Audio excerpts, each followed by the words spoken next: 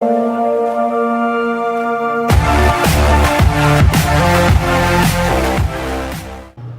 Students, welcome to पिकाजीस learning. इस video में हम बात करेंगे कि हम एक पॉलिनोमियल कैसे बनाते हैं।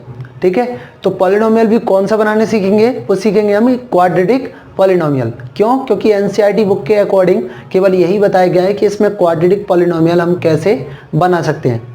तो ये जो क्वेश्चन आएगा वो हमें 2 कंडीशन में आ सकता है। वो कौन सी 2 कंडीशन है वो देखते हैं। तो हमारी जो फर्स्ट कंडीशन है वो है कि जीरोस आर गिवन, कि जब हमें एक क्वाड्रेटिक पॉलिनोमियल के जीरोस दिए हों तब हम एक क्वाड्रेटिक पॉलिनोमियल कैसे बना सकते हैं। ठीक है, और हमारी जो सेकंड कंडीशन है वो है कि sum of zeros and product of zeros are given, मतलब कि जब हमें सम ऑफ जीरोस पता हो और प्रोडक्ट ऑफ जीरोस हमें एक क्वेश्चन में दिया गया हो तब हम एक क्वाड्रेटिक पॉलिनोमियल कैसे बना सकते हैं। ठीक है, तो इस वीडियो में हम कंप्लीटली देखेंगे। तो देखते रहिए इस वीडियो को बिल्कुल एंड तक, ताकि आपको अच्छे से समझ में आए। ठीक है, तो हम अपनी देखते हैं फर्स्ट कंडीशन को, कि जिसमें क्या दिया है कि जीरोस आर गिवन, मतलब एक क्वाड्रेटिक पॉलिनोमियल बनाना है हमें जब हमें उस क्वाड्रेटिक पॉलिनोमियल के जीरोस दिए गए। ठीक है, तो मान लो हमें एक क्वाड्रेटिक पॉलिनोमियल बनाना है जिसके जीरोस क्या दिए हैं हमें, मान लो 5 और क्या दिया है 6। तो ये हमें 2 जीरोस दिए हैं। अब इन जीरोस का यूज करके हमें क्या ऑब्टेन करना है, एक क्वाड्रेटिक पॉलिनोमियल। तो इसको हम कैसे लिखेंगे? तो सबसे पहले तो हम मानेंगे कि let zeros of a quadratic polynomial, ठीक है, आर अल्फा एंड बीटा। ठीक है, तो यहां पर मैं क्या माना, let zeros of a quadratic polynomial are alpha and beta. ठीक है, इसका मतलब है कि ये क्वाड्रेटिक पॉलिनोमियल की जो जीरोस हैं वो क्या है, अल्फा और बीटा। ये हमने क्या कर लिया, लेट कर लिया, मतलब मान लिया। ठीक है, तो जो हमारे जीरोस दिए हैं वो क्या हो जाएंगे, देयरफॉर अल्फा इक्वल टू कितना हो जाएगा, जो हमारा फर्स्ट जीरो है वो क्या हो जाएगा 5, और जो हमारा सेकंड जीरो है वो क्या हो जाएगा, बीटा इक्वल टू कितना हो जाएगा 6।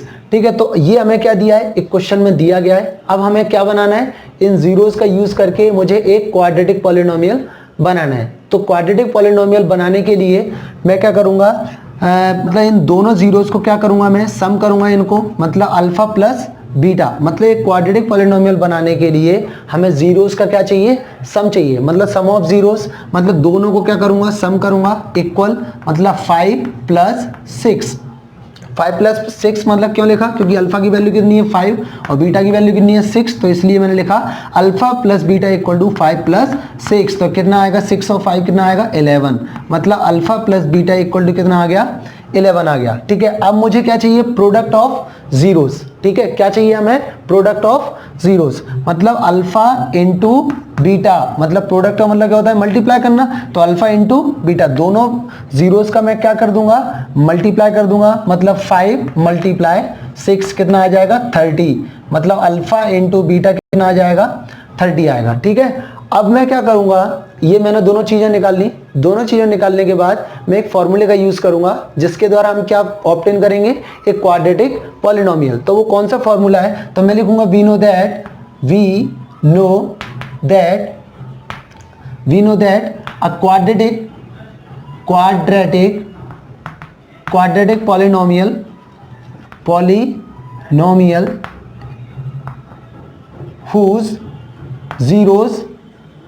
whose zeros are alpha and beta is क्या होता है वो, x square minus alpha plus beta into x plus alpha into beta equal to 0। ये क्या होता है, x square minus alpha plus beta into x plus alpha into beta equal to 0। ये हमारा एक फॉर्मूला होता है, इसके द्वारा हम क्या फाइंड कर सकते हैं, मतलब जो क्वाड्रेटिक पॉलिनोमियल फाइंड कर सकते हैं। तो ऐसा लिखने के बाद अब मैं क्या करूंगा, जो मुझे अल्फा प्लस बीटा की जो वैल्यू मिली है वो मैं वैल्यू किस में रख दूंगा, इसमें रखूंगा, और मुझे जो अल्फा इंटू बीटा की वैल्यू मिली है वो मैं यहाँ पर पुट कर दूंगा। ठीक है, तो फिर मुझे क्या मिल जाएगा, एक क्वाड्रेटिक पॉलिनोमियल मिल जाएगा। ठीक है, तो क्या होगा, x square minus alpha plus beta, मतलब अल्फा प्लस बीटा मतलब कितना आएगा 11, मतलब 11x प्लस और अल्फा इंटू बीटा क्या आएगा 30, तो कितना आएगा 30 इक्वल टू 0। एक्स स्क्वायर इस 11 का इससे करूँगा तो क्या हो जाएगा प्लस माइनस माइनस, मतलब 11x प्लस 30 इक्वल टू 0। मतलब जो माइनस है वो माइनस का साइन इसके साथ में आएगा क्योंकि केवल 11 ही है, तो माइनस 11 आएगा और इंटू में क्या लिखा है x, तो इसलिए मैंने लिखा x square minus 11x plus 30 equal to 0। अब ये एक क्वाड्रेटिक इक्वेशन है, ना कि एक क्वाड्रेटिक पॉलिनोमियल है, लेकिन हमें चाहिए क्या एक क्वाड्रेटिक पॉलिनोमियल। क्योंकि इक्वेशन मैंने इसलिए बोला इसको क्योंकि इसमें 2 साइड्स हैं, left hand side and right hand side, ठीक है, और ये क्वाड्रेटिक पॉलिनोमियल से बनी है, इसलिए मैंने इसको क्या बोला क्वाड्रेटिक इक्वेशन, जो कि हम चैप्टर नंबर 4 में पढ़ने वाले हैं। ठीक है, तो इसको हम बिल्कुल ब्रॉड लेवल पर पढ़ेंगे जब हम चैप्टर 4 को पढ़ेंगे। ठीक है, तो अभी केवल इतना समझो कि ये क्वाड्रेटिक इक्वेशन है। ठीक है, अब मुझे क्या चाहिए क्वाड्रेटिक पॉलिनोमियल, तो मैं क्या करूंगा, ये 0 दिख रहा है, ये 0 को मैं क्या कर दूंगा हटा दूंगा, तो क्या हो जाएगा x square minus 11x plus 30, ये क्या हो जाएगा क्वाड्रेटिक पॉलिनोमियल। ठीक है, तो इस तरीके से मैं एक क्वाड्रेटिक पॉलिनोमियल बनाऊंगा जब मेरे पास क्या होंगे जीरोज होंगे। ठीक है, तो अगर ये कंडीशन अगर हमें दी है तब हम इस तरीके से क्या करेंगे जीरोस, मतलब अगर हमें दी है तब हम एक क्वाड्रेटिक पॉलिनोमियल बनाएंगे। ठीक है, तो ये तो जो मुझे जीरोस दिए वो क्या थे, वो रैशनल नहीं थे। अगर रैशनल होते तो हमें क्या करने की जरूरत पड़ती, देखो अगर रैशनल होते तो क्या हो जाता, ये रैशनल पार्ट आता और ये भी प्रोडक्ट होता, वो भी क्या आता है रैशनल पार्ट आता कि नहीं आता। तो अगर इन वैल्यूज को मैं इसमें रखता तो ये क्या हो जाता रैशनल पार्ट आता, तो हमें चेंजेस कहाँ देखने को मिलते, देखो केवल हमें कहाँ चेंजेस करने की जरूरत है, क्या होता है इस कंडीशन में अगर ये दोनों जीरोस रैशनल होते। रैशनल का मतलब जो P अपॉन Q में, मतलब जिसमें न्यूमरेटर हो और डेनोमिनेटर हो, मतलब फ्रैक्शनल रूप में वो अगर दिए रहते तब हम क्या करते। ठीक है, तो ऐसी कंडीशन में यहाँ पर कुछ हमें चेंजेस देखने को मिलता, तो उस कंडीशन को हम कैसे सॉल्व करते, तो इसको मैं यहाँ पे बताना चाहूँगा। तो मान लो यहाँ पर हमें कैसा मिलता कि एक्स स्क्वायर माइनस, अगर मान लो ये फ्रैक्शनल पार्ट अगर हमें मिलता तो मान लो हमें क्या मिलता, मान लो 5/7 और यहाँ पर क्या मिलता हमें x और प्लस मान लो हमें जो प्रोडक्ट हम फाइंड करते तो वो भी अगर रैशनल आता तो कैसे हम इसको फाइंड कर पाते, मान लो वो मिलता 16/2 और इक्वल टू क्या होता 0। ठीक है, तो ये होता।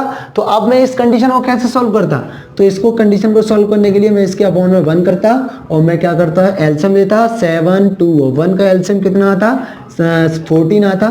अब मैं इसको कैसे सॉल्व करूंगा, 1 का इसमें डिवाइड करो कितना आएगा 14 आएगा, 14 का ऊपर वाले से मल्टीप्लाई करो कितना आएगा 14x स्क्वायर, और फिर मैं माइनस का यूज करूंगा, 7 का मल्टीप्लाई मैं 14 से करूंगा तो कितना आएगा 7 2 जा 14।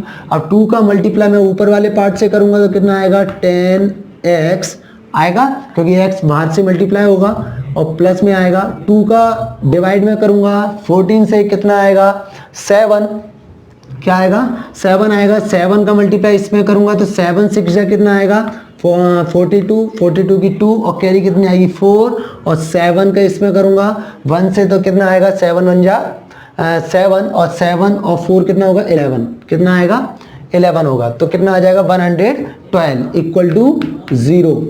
ठीक है, तो अब मैं क्या करूंगा इसका क्रॉस मल्टीप्लाई करूंगा, 1 का इससे और 14 का इससे करूंगा तो कितना आएगा हमारा 14x square minus 10x plus 112 equal to 0, क्योंकि 14 का 0 से करूंगा तो 0 आएगा।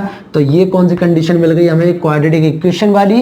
अब हमें चाहिए कि एक क्वाड्रेटिक पॉलिनोमियल, तो मैं केवल कितना लिखूंगा, तो क्वाड्रेटिक पॉलिनोमियल क्या हो जाएगा, मतलब रिक्वायर्ड क्वाड्रेटिक पॉलिनोमियल क्या हो जाएगा 14x square minus 10x plus 112। ठीक है, ये हमारा क्या हो जाएगा रिक्वायर्ड क्वाड्रेटिक पॉलिनोमियल हो जाएगा। तो अगर हमें जीरोस पता है तब हम कैसे एक पॉलिनोमियल बना सकते हैं।